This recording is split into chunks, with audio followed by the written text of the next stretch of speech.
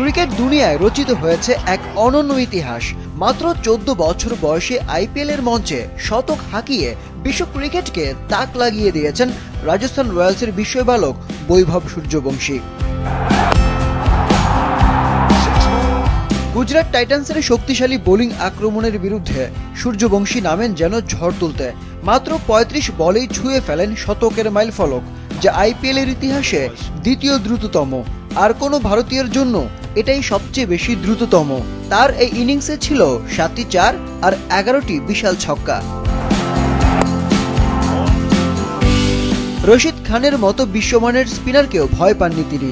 শতক পূর্ণ করেন রশিদের বলেই, টিপ মিড উইকেটের উপর দিয়ে দুর্দান্ত এক ছক্কা মেরে। শেষ পর্যন্ত 38 বলে 101 রান করে আউট হলেও তার এই বিস্ফোরক ব্যাটিংয়ের সুবাদে রাজস্থান রয়্যালস মাত্র 15.5 ওভারে 212 রান তুলে 8 উইকেটের বিশাল জয় তুলে নেয়। তার সঙ্গী যশস্বী জয়সওয়ালও ছিলেন দুর্দান্ত।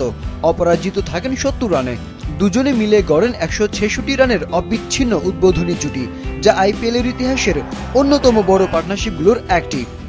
মাত্র 1 মাস আগে 14 বছরে পা দেওয়া সূর্যবংশী এর আগে ভারতের অনূর্ধ্ব-19 দলের হয়েও ঝলক দেখিয়েছিলেন। 13 বছর বয়সে অনূর্ধ্ব-19 ম্যাচে অস্ট্রেলিয়ার বিপক্ষে 58 বলে সেঞ্চুরি করে নজরে আসেন।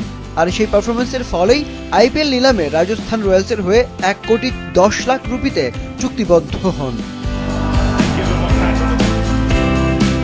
সূর্যবংশীর গল্প শুধু প্রতিভার নয়, কঠোর পরিশ্রম ও সাহসিকতারও।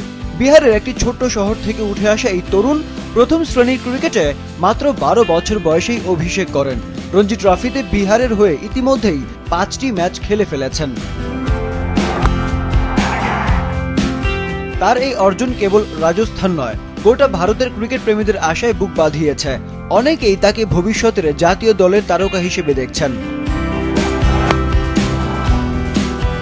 এই শতক যেন ঘোষণা দিল ভারতের ক্রিকেটের আকাশে উঠেছে নতুন এক দীপ্তিমান সূর্য, বৈভব সূর্যবংশী।